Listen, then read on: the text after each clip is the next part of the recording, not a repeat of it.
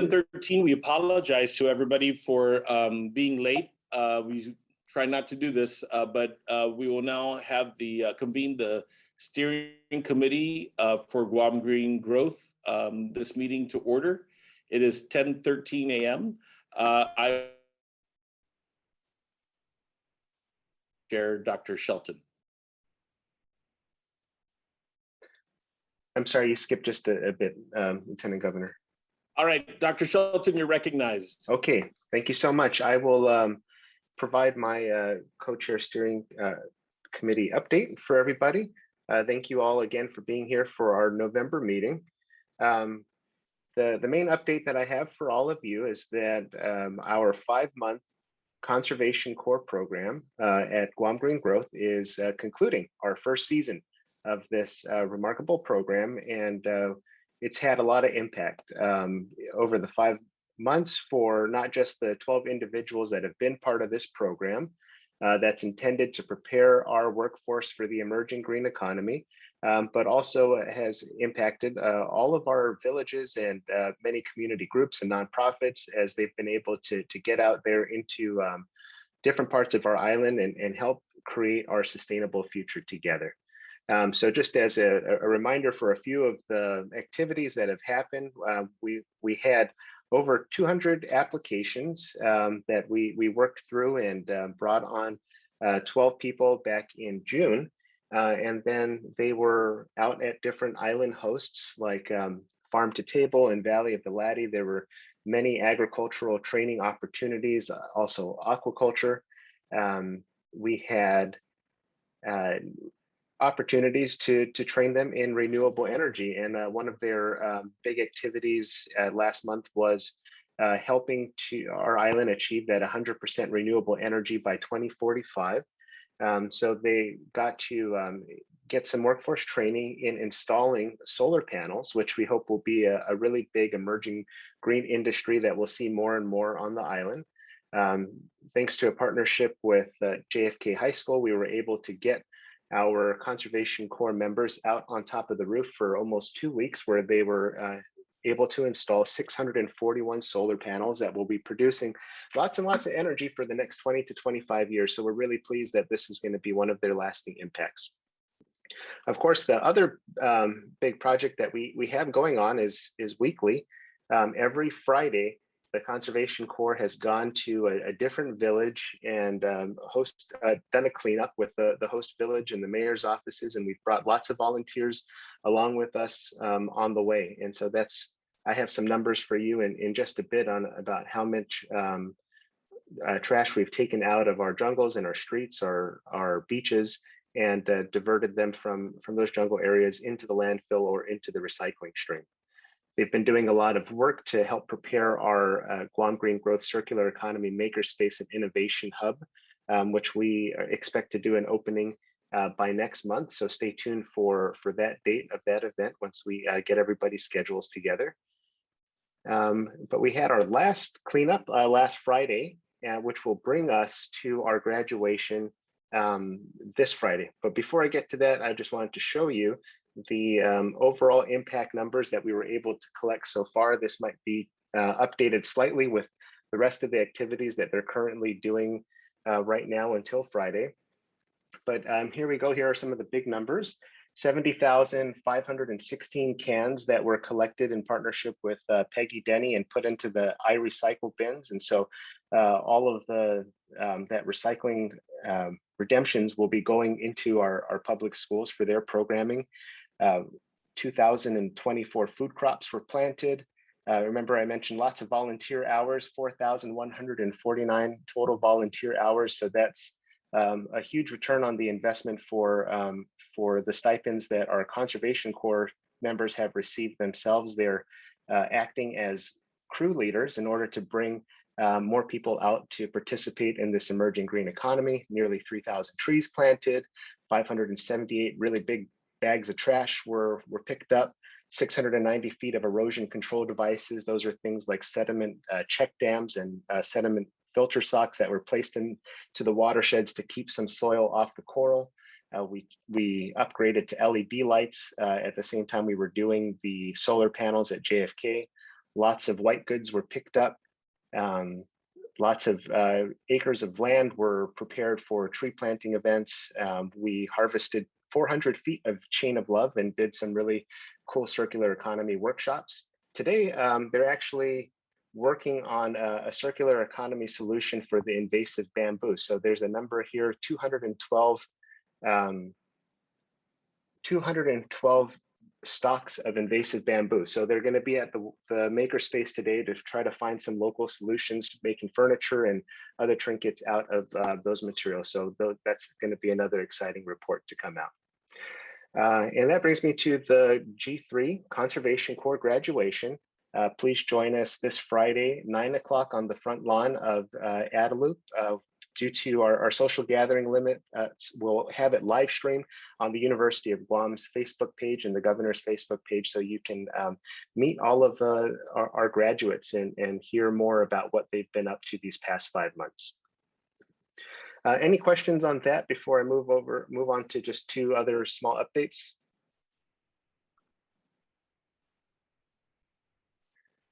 Okay.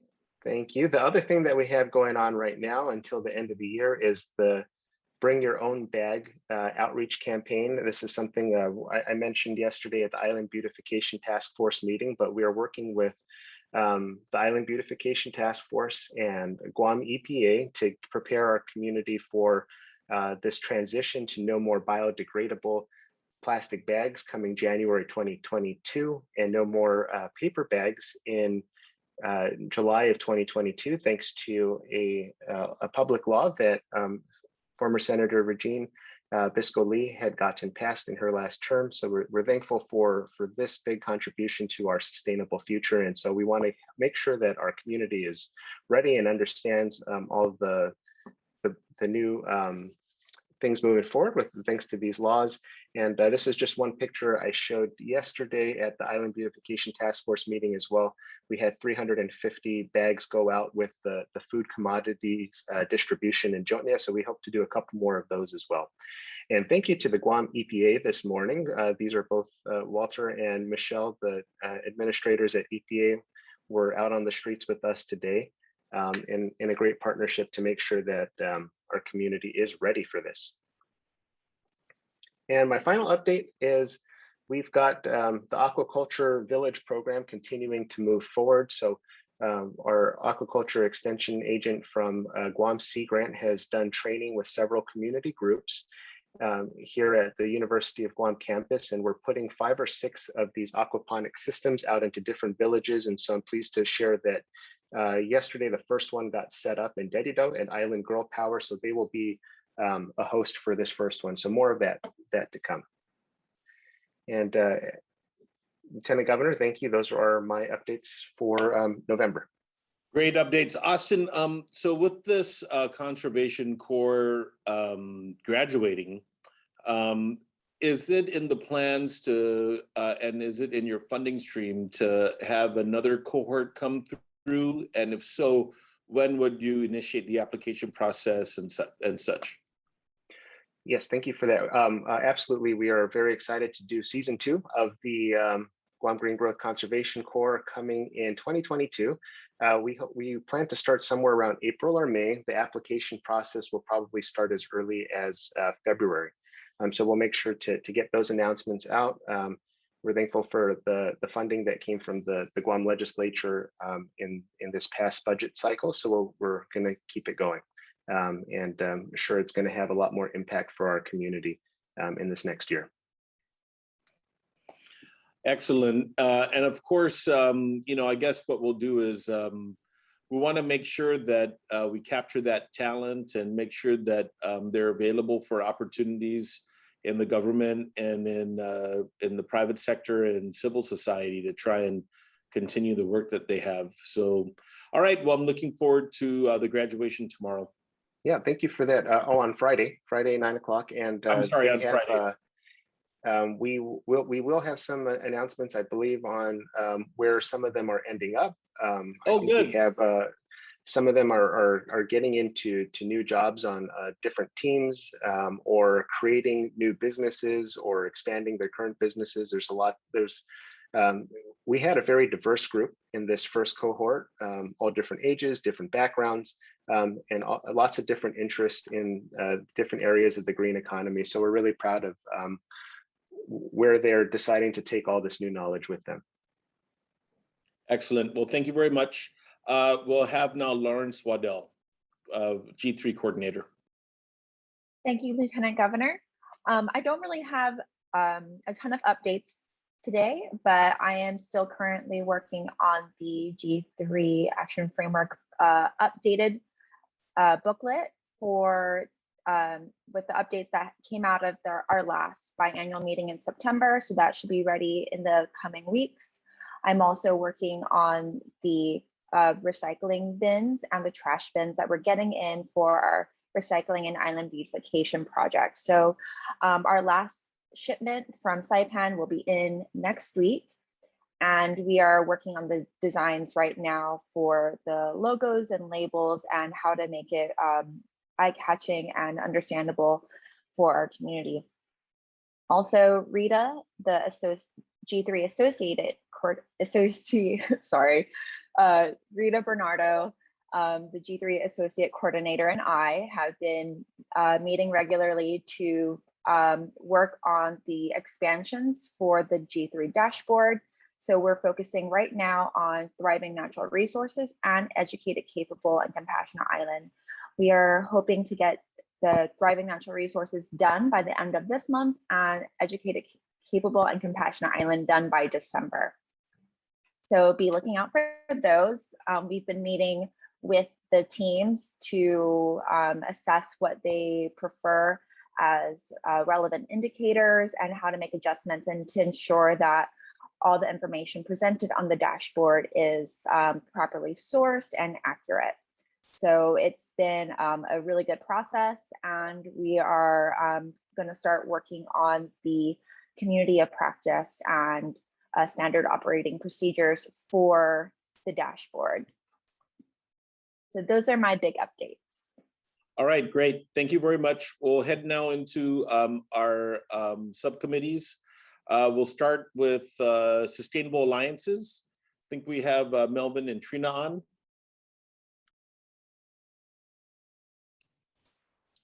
Thank you, LT. We are still in the research stage for the reports that we'll be producing for our group, which is just kind of chugging along as we expected. We are applying for a grant from GITA to try to bring in some research assistance. There is no status update yet on the Oceans Conference, unless Trina found out something new between now and our last meeting, but I'm pretty sure we're still at the same place, just waiting on status update from Palau. But I did want to report that we mentioned at one of the last meetings that there was a joint filing by 3 separate UN special rapporteurs regarding alleged human rights and environmental violations around the buildup. And I just got a document forwarded to me from a response from the US permanent mission, David Cronfield, who is the Human Rights Permanent Mission Representative, Deputy Permanent Representative. He basically responded to these, the rapporteur filings and report. It was not necessarily a favorable response, but I think that the important thing is that it does open up an opportunity for us to dialogue. So, you know, we're gonna just have to follow up on this and try to push on some other arms of the UN. There was a recent visit by a separate UN special rapporteur from the minority issues, who was part of the Human Rights Council. He met with myself, the Lieutenant Governor, the Attorney General, Speaker Terlahi, Senator Sabina Perez, Commission Tamoro, and then he had a separate meeting with civil society, which is basically our community groups and stakeholders. This is a part of the US cycle, so he'll be moving, he moved on from here to California, Texas, and then last stop in Puerto Rico. And what's, even though these were informal consultations, what's promising about it is that he will be producing an official report that will be submitted to the Human Rights Council. So there's definitely some opportunity for us there. We need to continue to follow up. You know, resources are always a challenge for us to engage the UN, but this is one of those rare cases where they came to us. So we're excited about the opportunity. It's yet to be seen what will turn out from it, but I think there'll be quite a bit of action or at least opportunity for us to engage. Trina just sent the update that President Whips from Palau sent out the save the date invites for the We Are the Oceans conference, which will be February 16th and 17th, 2022. So we'll update you on the progress of that as we move forward. Trina, did I forget anything? No, I think you covered it. I guess one other quick update that Austin might also want to follow up on is President Whips confirmed that Palau joined the Local Islands 2030 network. And so that's exciting. Oh yeah, congratulations to them. Melvin, anything I was going to say, although Carlotta Leon Guerrero is serving on the committee for, I guess, the board for Center for Island Sustainability, given her portfolio with the governor on regional things, I think maybe it's time to increase her participation in your committee, given the regional portfolio. So maybe what we can do is, Rob, let's do the appointment letter and let's push her in, and activate her into your committee.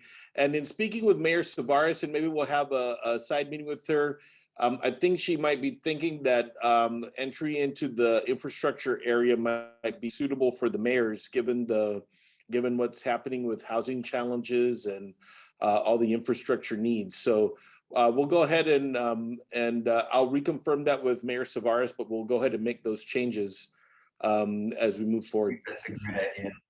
Thanks, LT. The other thing is I did meet with Dr. James Viernes, who you might know. I'm sure lots of folks know from the university circles, but Dr. Viernes is now with the Pacific Islands Conference. I think that's the name of the organization that is operating out of the East-West Center. And so there is considerable activity going on. We had a discussion about the situation with the Micronesian countries leaving the Pacific Islands Forum. But he's now the Regional Engagement and Development Officer for the Pacific Islands Development Program. That's what it is, which is one of the programs and areas of interest that are reaching all the different regions. This may be one of the areas that the interaction between Micronesia and the other regions of the Pacific will be maintained if the leaders continue with their exodus out of the PIF. So let's just go ahead and talk, and maybe we should plan a Zoom meeting with him to continue our engagement. The governor was very active in the meeting of Pacific Island leaders a few months ago. And I think, if I'm not mistaken, the new director of the Pacific Islands Development Program is Dr. Mary Hattori, the twin sister of Dr. Margaret Hattori Uchima. So we have some Micronesians that are definitely in this area and are maintaining the relation. So, thinking about the greater Pacific, this is something we probably need to continue on. And I did mention the green growth and in particular your committee. So I expect to see additional engagement from them.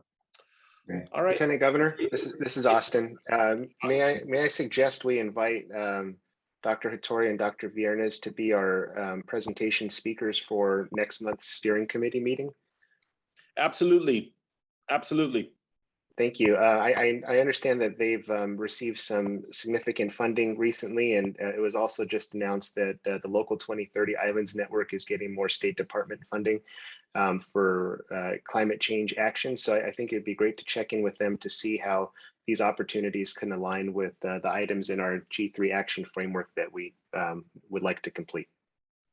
Yeah, absolutely. In fact, maybe Rob, if you can set up the pre-meeting with us. I did indicate that we wanted to kind of present. I talked a lot about Guam Green Growth and the different initiatives going on. So maybe we could do a pre-meeting with them and kind of bring them up to speed with what we're doing. Great. Thank you. Okay, next committee, Educated, Capable, and Compassionate Island. I see both Senator Regine and Lonnie Brennan on. So I'll go ahead and recognize them. Buenas and Hafiday. Can everyone hear us? Hello, everyone. Loud and clear. Okay, great. Just a really brief update. I think Lauren hinted to some of the things that our committee is working on. So our committee members are working directly with Lauren to identify data points to update the G3 dashboard. And I know that Lonnie might have an additional update, but I was able to take a look at the G3 Makerspace and Innovation Hub. I went for a quick tour earlier this week, and I'm super excited. Dr. Austin had mentioned that it's opening very soon, and I'm really looking forward to that. So looking forward to working with Miracle and our committee members to really help get that information out to the broader community. I'm also stepping in for Patty Arroyo tomorrow morning and Friday morning. And I'm looking forward to having Dr. Shelton on the program around 7:30 tomorrow to talk a little bit about his update that he gave us on the G3 Conservation Corps and just congratulating all of them for their hard work. So looking forward to all of those things. Lonnie, do you have anything else to add? Nothing much more to add. Our last meeting was last month, and we have another meeting tomorrow where we'll continue our discussion on the selection of 7 primary indicators for our dashboard, which is probably going to be up. I think Lauren said she wants it up before Christmas. So just a lot of good work. Thank you so much. Thanks, Acting Gov. Thank you very much. Next, Lola, I didn't skip you, but I decided to let you not be the first all the time. So healthy and prosperous communities. Thank you for that. Good morning, everybody. Half a day. So in reference to updates, under we met last month, actually just myself and Mel and Lauren, and then we also had Guam State Clearinghouse on the call. So Mel, there were some updates on the promote food systems and production alliances between government and industry, one of our SMART objectives. This was identified, or it was changed to medium priority. Given this, GITA requested money or submitted, I guess, for funding opportunity from US EDA for a regional planning meeting for aquaculture in Micronesia, basically to close the loop in the island region. Mel also reported last month that GITA has been sponsoring work done by the Farmers Co-op, and they are currently reviewing projects for potential funding. I believe in the last steering committee, we did ask, or in our last meeting, we did ask for representation from revenue and tax. So I believe somebody has been identified, but we yet to bring them in our meetings. And then I will be reaching out to Guam Behavioral Health and Wellness Center, as well as Pete Barcinas and Department of Public Health and Social Services for any updates on the framework. And that's about it's all I have to report. Thank you very much, Lola. Okay, any questions for that committee or the prior? If not, we'll move on to Thriving Natural Resources and Vanjie. Thank you so much. Fran is off island now, so she sends her regrets. During the past month, we concentrated on climate change because that's been a big, things are more, the ability to obtain funding to address climate change is more available now. And in our meetings, we discussed developing our strategy, our climate change strategy, and grants that are available. So some of the priority projects, because climate change is part of the Thriving Natural Resources group, is to obtain funding to, we're writing a grant for ecosystem valuation, the impact of the natural environment as it relates to ecosystem, as it relates to climate change, and the economics of climate change. As we move forward, we have to measure what the activities that we're doing and how that will impact our ability to deal with climate change. And this is something that Dr. Romina King is interested in pursuing, and it's really about obtaining carbon accountability. The other thing that we're doing will be looking at how we can integrate some of the building permit processes, and as part of the building permit, how building and development is looking at climate change impacts. The other thing that came up in our group is this new concept of energy democracy. Instead of it being a one big power system, it's more like community power systems and power grids. This is a concept that the energy people in our group are looking into and doing some research on it. The other thing that I do want to make an announcement is that during our oceans, the Micronesia Challenge Initiative, which is highlighted as the goals for the Thriving Natural Resources under G3, will be highlighted during our side event. We will be having a side event at our Oceans Conference in February, and our plan is to highlight G3 and Thriving Natural Resources at that side event. And so we hope to give you more updates to some of the work that we're doing next month. So thank you. Thank you, Vanjie. And you know, obviously, we had the summit that just occurred. I know that we had folks from the Northern Mariana Islands that were able to be participant. I know others streamed in, but maybe this is to Austin. I know it's a mixed bag, right? When I read the articles about what was agreed to and where the big countries are, but do you think that maybe we can plan for some sort of summary or maybe a review specifically on that, maybe some sort of event or even a meeting where we can all kind of get up to par with what has happened, or if within our network, maybe including local islands, there's going to be an opportunity for us to see what has been done and the big things that have been discussed and how we want to locally apply it or how we're impacted. I think there's a knowledge gap that I'd like to try and see if we can meet. What are your thoughts, both of you? I'm sorry, I've been off island. Which one are you speaking I think it's COP21, right? Is that what it was called? Okay. Wow, this is a good one for Karina too. The big one. Yes, for the climate change impacts. Yes. I don't really know what was agreed to with the different islands. I know that in COP26, it's 26. The different islands do have something. I'm sorry. Is it okay if Trina can assist in this in the response? Sure. Well, I think we all want to figure out what happened. So maybe why don't you guys figure out what the best way for us to kind of connect with that knowledge, right? COP26. Yes. Sorry about that.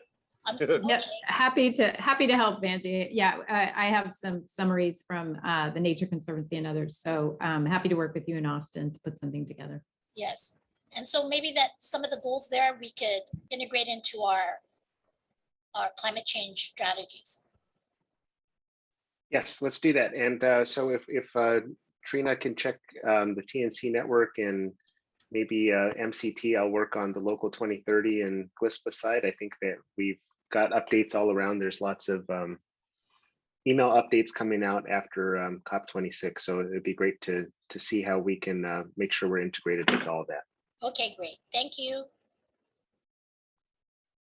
Great. Thank you very much. Okay, I do know that the Sustainable Homes, Utilities, and Transportation chairs are not here. Rebecca Recicho is convening a energy and schools meeting today. Director Ariola is off island and Brent is not available. So Lauren, I'm not sure if you don't have any update from them, we'll bookmark them for they'll be first next meeting, I guess. Sounds good. Yes, no further updates from Sustainable Hut. All right. Okay. And then Kyle, on the data and public engagement piece. Half a day, sir, and half a day, everybody. Yes, thank you so much. in terms of our engagement and our public outreach, we've really had so many great projects going on. As Austin mentioned, we're wrapping up the G3CC, and we're seeing that that program has definitely helped to spread awareness in terms of the great things that we've been working on here with the program. We're going to be inviting everybody, as Austin also mentioned, to the graduation via the live stream. So I really encourage everyone to try to partake in that. We'll send you an individual email with the link just to make sure that you've got it at fingers notice. Okay. Some other things we're working on within the engagement group are other means of getting the word out in terms of some of the projects and some of the things that we're working on. We're doing some pre-production now on a web show, which will come out maybe once a month and just have kind of a wrap up, you know what I mean, in terms of everything that we've been able to do through the month, a call to action for others who would like to participate in some of the programs and outreach events that we've got going on. We're really trying to take advantage of all of the opportunities and the platforms that are available to us. And so we'll be launching that very, very soon.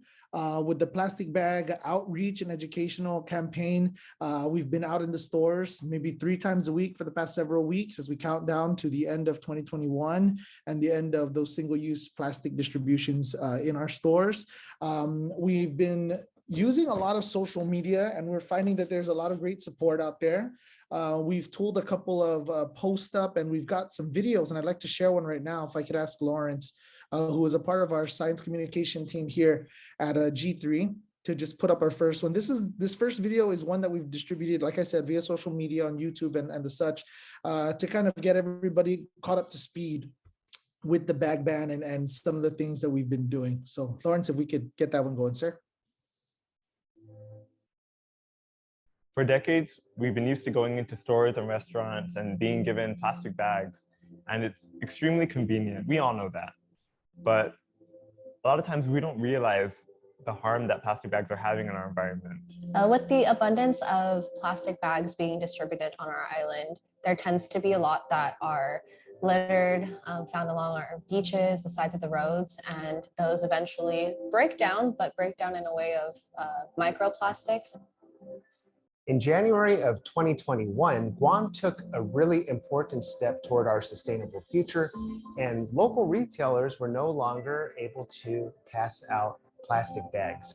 Now we're going to take one more big step forward in January 2022 with Public Law 35-130, and retailers will no longer be passing out biodegradable bags. And so if we can cut out a couple of these things from our waste stream, it'll help us get toward our sustainable future and have a healthier, cleaner, and more beautiful island for all of us. Help us preserve our island for future generations now. Join Guam Green Growth as we count down to a plastic-free Guam with free reusable bag giveaways at your favorite store. Check out guamgreengrowth.org for more information and schedule. So that was the launch video. And it really, kicked things off for us in a great way. Since then, like I said, we've been out there with the several events, and we've had great support from different community groups. We've had great support from the different agencies. Our partners at Guam EPA were out there in full force with us this morning as well.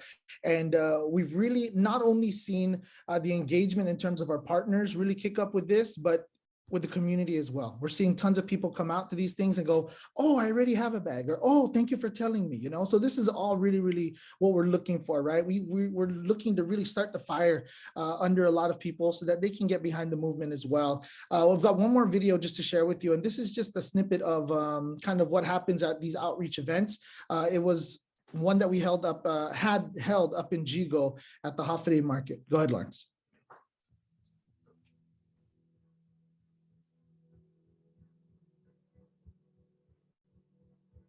The goal for our reusable bag outreach is to raise awareness to the community about bringing their own bags.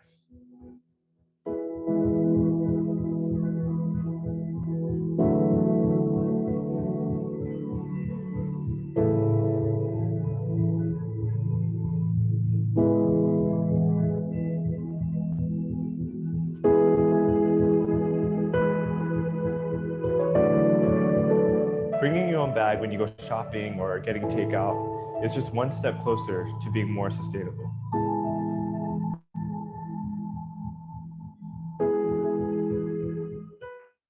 Right. So we've got several of those kinds of videos coming out as we continue our campaign. We're also looking to launch a radio promotional campaign in the next week that'll take us through the last leg of 2021 and really hopefully keep everybody into the right mindset to start off the new year. We've got great support from stores that we've been to with sticker placement and reminders being put up throughout the POS area, as well as the doors and the entrances. So we're really, really excited about the impact that this is having. I know that a lot of people have also been kind of reaching out to us on social media and saying, well, I know you're doing this, but what about this? How can we help with composting? How can we help with some more gardens getting kicked up? So I feel like the means of us getting the word out about G3 is always been through the people. And I think that this campaign, these materials, and the support of everybody here is definitely going to lead more into that. So we've got our next BYOB event, and that's going on next week. We're going to be at Kimchi Mart, or Kimchi down in Agate. I don't even think it's a mart. Afterwards, just go to Agate Kimchi, right? So we'll be down there. And that one is going to be in the afternoon to kind of, take advantage of some of the folks who are grabbing last minute needs for dinner before hitting the house. And then on Wednesday, we're going to be at Sodi. And you can only be at Sodi in the morning. So we're going to be down there Wednesday morning. And I'll send everybody again through Lauren or through the other channels, those kinds of schedule updates as we continue with the campaign. We're really, really excited about it. We are putting up as much as we can to really get people, like I said, mobilized. And this is just a great conversation starter. So then from here, where else do they want to help? Where else can we engage the community to take care of all of our areas and our action plans, right? So that's kind of the big goal with this. I will encourage everybody, before I get off, to also log on to our website, guamgreengrowth.com. We have the CIS newsletter posted up there, and that comes out monthly as well. It gives an update not only on the Center for Island Sustainability as a whole, but a very big update on G3 as we continue to move things along. And then I wanted to ask really quickly how people, I want to kind of test the water here. I would like to start, now I know I'm going to say WhatsApp group and everybody's going to go, been there, right? But I'm thinking if you're interested, I'd like to start a one-way chat group. So there's not too much hustle and bustle. You're not going to have to worry about ping ping going off while you're in the rosary. It'll be simply one way for us to share direct information with you all. You won't have the ability to chime back in. You can DM for that. But it'll be a way for me to share the flyers and the updates, so that if you guys wanted to come out or you wanted to share it on your social media, that would be a good way for us to do it as well. Like I said, just testing the waters. How does everybody kind of feel about that?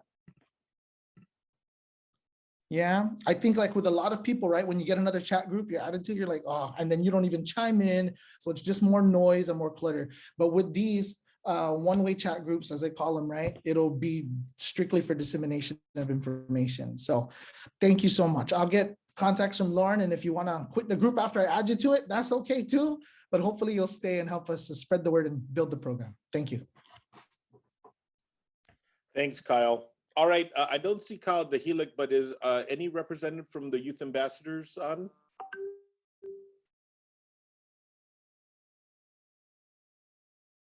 All right, there's none today. That being said, I do want to say that, I'm not sure if we have a meeting today, or I know I'm going to engage Austin and Lauren, but there's going to be, my office is supporting an effort that has been undertaken by the Guam Youth Congress.